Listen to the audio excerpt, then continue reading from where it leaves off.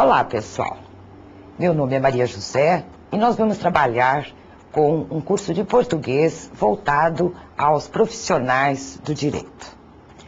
Uma das grandes exigências feitas aos profissionais da área de direito é o perfeito domínio das normas da língua culta padrão necessária para a produção de todos os textos jurídicos, quer na modalidade escrita, quer na modalidade oral da língua. Por isso, nós vamos passar inicialmente pelas regras da acentuação gráfica. Não procede a desculpa dada por alguns estudantes de que o conhecimento das regras de acentuação é desnecessário, uma vez que o corretor ortográfico dos computadores faz esse trabalho. Esquecem-se de que em situações de concurso, de provas, quem deve saber acentuar é o próprio candidato para poder redigir com correção. Daí a necessidade de nós conhecermos as regras de acentuação. Antes de iniciarmos realmente as regras, algumas informações tornam-se necessárias.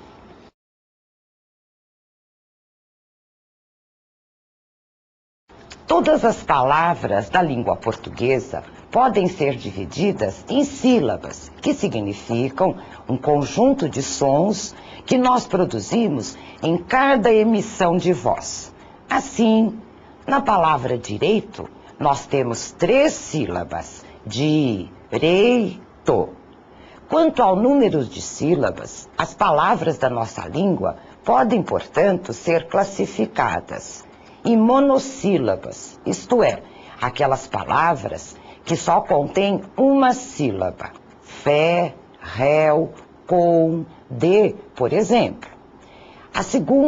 O segundo tipo são as dissílabas, isto é, palavras com 2 sílabas. Por exemplo, refém, juiz, toga, dever, entre outras tantas.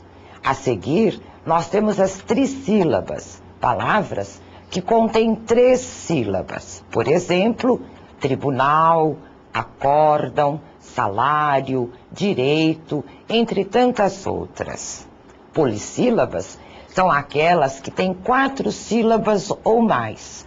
Constituição, autoridade, comunidades, autorização, entre outras tantas. Dentre as sílabas que compõem as palavras da nossa língua, uma delas terá sempre uma intensidade maior. É a chamada sílaba tônica. Nós a pronunciamos com maior força, com maior intensidade. As demais são chamadas átonas. Assim, por exemplo, na palavra tribunal, composta por 3 sílabas, tribunal. As 2 primeiras são átonas e a última é tônica, aquela que falamos com maior intensidade. A sílaba tônica de uma palavra, e isto não importa o número de sílabas que a compõem, só pode recair em uma das 3 últimas sílabas. Desse modo, de acordo com a posição da sílaba tônica, as palavras podem ser classificadas na nossa língua em oxítonas, quando a sílaba tônica recai na última sílaba. Por exemplo, tribunal, juiz, civil, legislação, petição, porém, entre tantas outras. Serão paroxítonas aquelas cuja sílaba tônica recai na penúltima sílaba. Vejam aí: direito, acórdão, família, previdência, júri, entre outras. E serão proparoxítonas quando a sílaba tônica recai na antepenúltima sílaba. Por exemplo, a palavra código. A intensidade maior é dada na sílaba có. Como podemos notar, todas as palavras têm uma sílaba que é tônica, mas nem todas as sílabas tônicas recebem um acento gráfico, isto é, um sinal sobre a vogal da sílaba tônica. Os acentos gráficos usados para marcar as sílabas tônicas são o acento agudo, por exemplo, na palavra código, é o acento sobre a vogal da antepenúltima sílaba, có.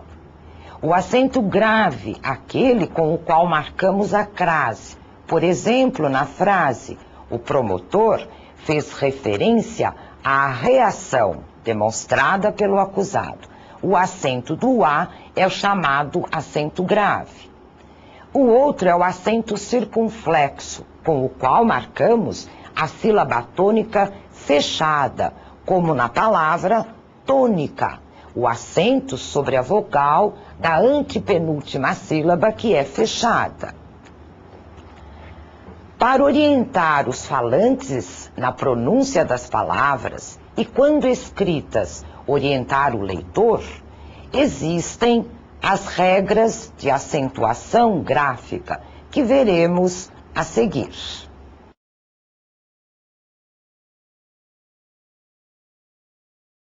Começaremos as regras de acentuação gráfica com as palavras monossílabas, aquelas, lembram-se, que têm uma sílaba só.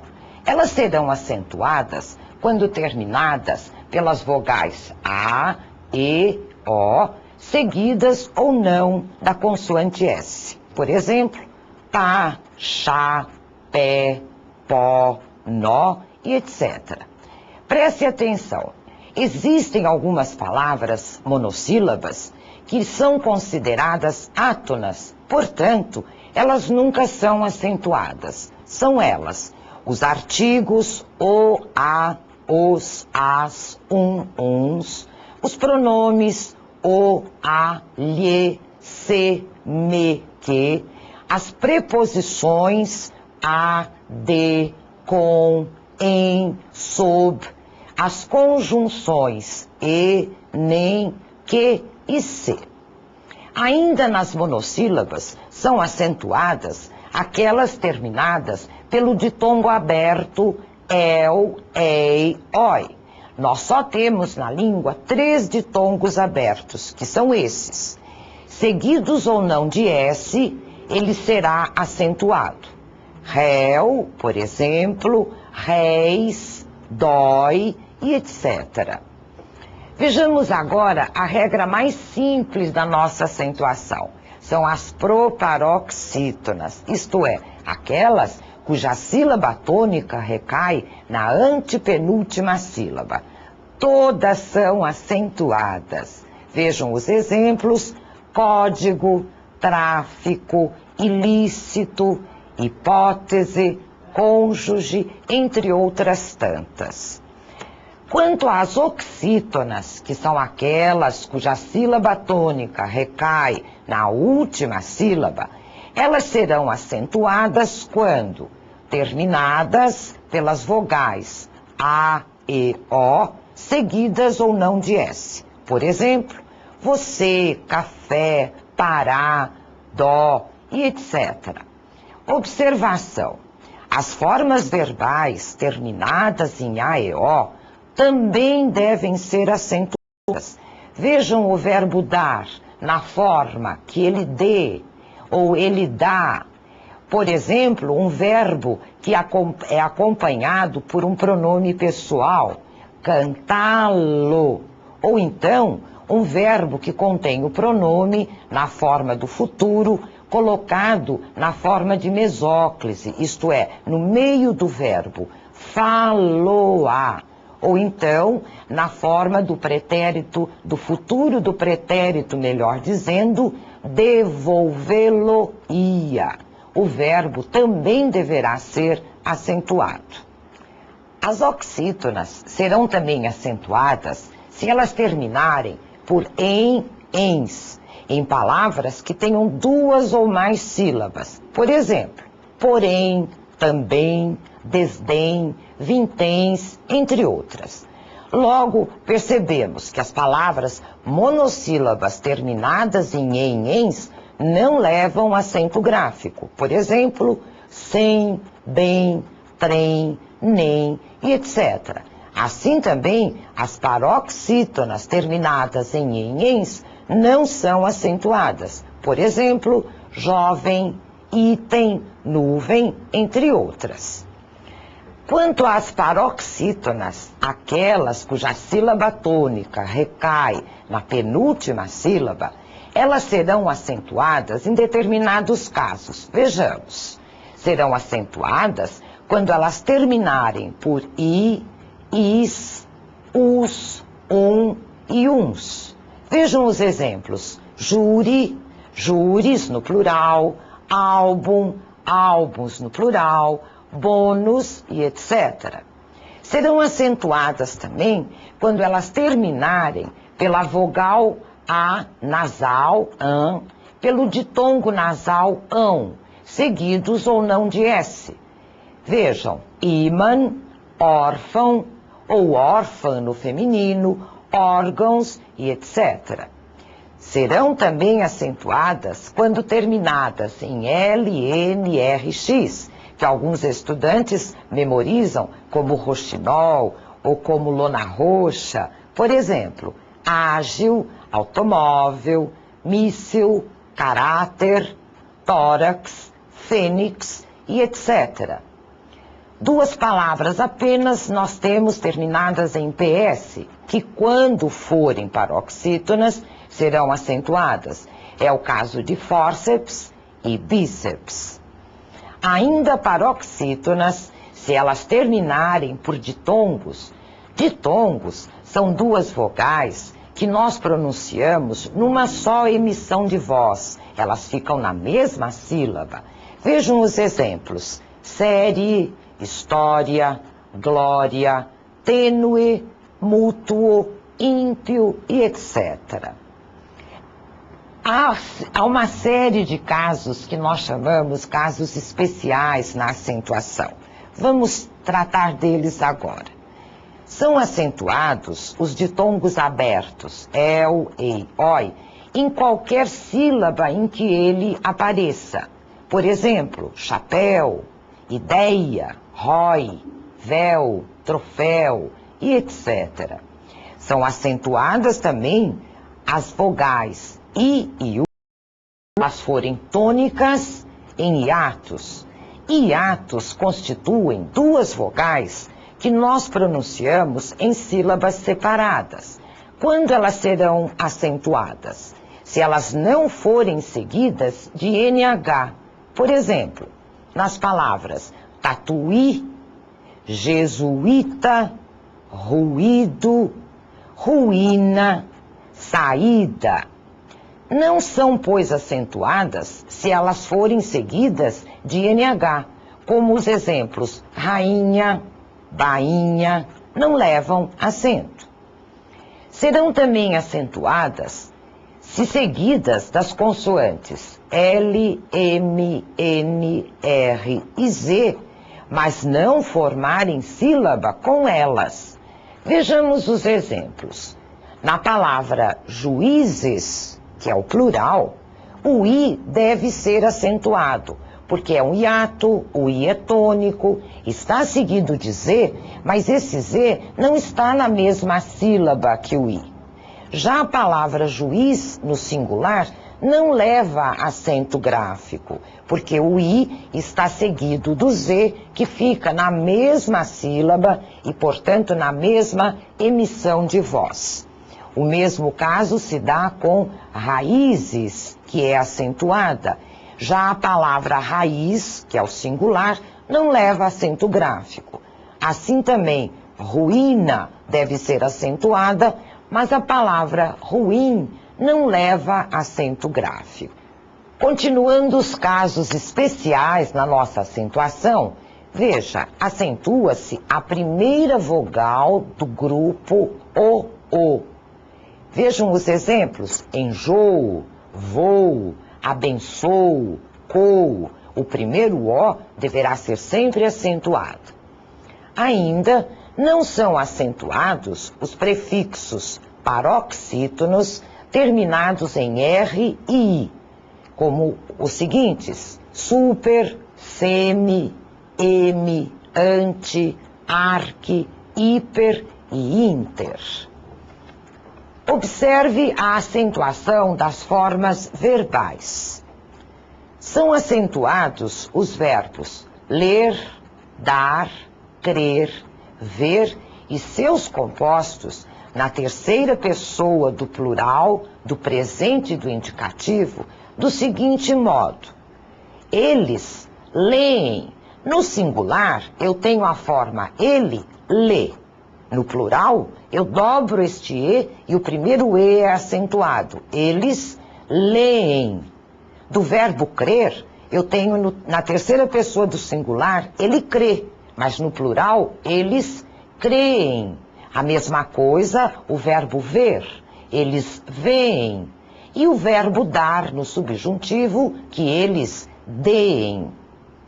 Quanto aos verbos ter e vir e seus compostos, por serem irregulares, acentuam-se do seguinte modo. No singular, ele tem. Vejam, a forma plural é igual na sua forma de escrever, só que a pessoa é plural, eles têm. Pode haver uma ambiguidade se o pronome não estiver presente na frase que compõe o texto. Então, para que não haja problema, não se acentua o singular, mas se acentua o plural. Vejam já o composto do verbo ter, que é conter. Eu digo ele contém e acentuo com acento agudo. No plural, eles contêm, que mostra o plural, o acento será circunflexo. No caso do verbo vir, vejam aí, ele vem, não leva acento, mas eles vêm, que significa eles chegam. Veja os compostos, ele intervém e eles intervêm, com acento circunflexo no plural. O trema é um caso um pouco à parte. Muitos acham que o trema deixou de ser usado, mas ele ainda é usado sobre a vogal U, quando não for tônica, mas ela for pronunciada, precedida das consoantes G ou Q e seguida das vogais E ou I. Assim, continua sendo usado o trema nas palavras sequência, consequência, tranquilo, 50, entre outras. Embora o acento diferencial tenha sido abolido da maioria das palavras homógrafas, homógrafas são aquelas palavras que têm a mesma grafia, muda um pouco o som, uma é mais aberta, a outra é mais fechada, mas os significados são diferentes também. Alguns acentos diferenciais continuam a ser usados. Uma das homógrafas receberá o acento circunflexo sobre as vogais E ou O, quando elas forem tônicas, justamente para evitarmos a ambiguidade. Assim, continuam acentuadas. No verbo poder, continua acentuado o pode, que significa a terceira pessoa do singular, do pretérito perfeito e do indicativo, aquilo que já passou, enquanto pode, que é o presente, não leva acento gráfico. O verbo parar, na terceira pessoa do singular, do presente e do indicativo, leva acento, ele para diferenciar da preposição para, que não tem acento. O verbo pôr, no seu infinitivo, deve ser acentuado para que não haja ambiguidade com a preposição por. Assim também, o substantivo pelo, que significa pelo, cabelo, ele deve ser acentuado porque nós temos a preposição per mais o, que forma pelo. Por exemplo, quando eu digo ele vem pelo caminho, esse pelo é diferente do pelo substantivo, por isso deve ser acentuado. E ainda, para não confundir com formas do verbo pelar, que significa tirar a pele. Eu pelo, tu pelas. Outra palavra que continua acentuada com acento diferencial é a fruta pera, para diferenciar de uma preposição, melhor, de uma contração da preposição ter mais o artigo a, que para nós já é arcaica. Ninguém mais usa a preposição pera, mas a fruta deve ser acentuada. O mesmo se dá com o substantivo polo. Polo, significando polo sul, polo norte, deve ser acentuado, para diferenciar de uma contração também arcaica de por mais o, que quase ninguém mais usa, e para diferenciar também do polo, que é um filhote de gavião. Além dessas, ainda deve ser acentuada com acento diferencial o verbo coar na terceira pessoa do singular, ele coa, para diferenciar de uma contração da preposição com mais o artigo a, que forma a expressão coa, que é uma licença poética também pouquíssimo usada atualmente. Concluímos assim as regras de acentuação gráfica da nossa língua. Veja, não são tão difíceis. Para fixarmos esses conhecimentos, vocês têm à disposição alguns exercícios para serem realizados. Bons exercícios!